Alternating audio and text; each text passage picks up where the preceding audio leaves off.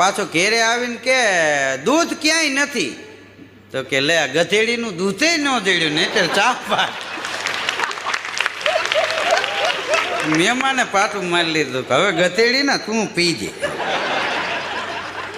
મહેમાન વયું ગયું. બોલો,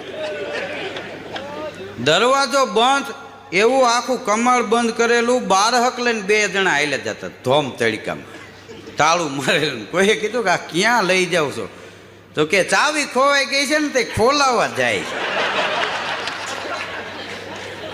માગવા વાળા દુકાને દુકાને આવે, એમાં એક ભિખારી દરરોજ આવે.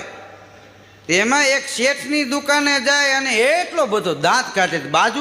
બાજુની દુકાન વાળો હતો ને એને એમ થયું કે આ શેઠ એને કેટલાક રૂપિયા દેતા છે, આટલો ખડખડાટ દાંત કાઢે. આવડો આ 10 દેતો એના બદલે 50 પૈસા આપ્યા, તો ભિખારી દાંત નો કાઢ્યા. બીજે દિવસે ભિખારી આવ્યો, રૂપિયો આપ્યો.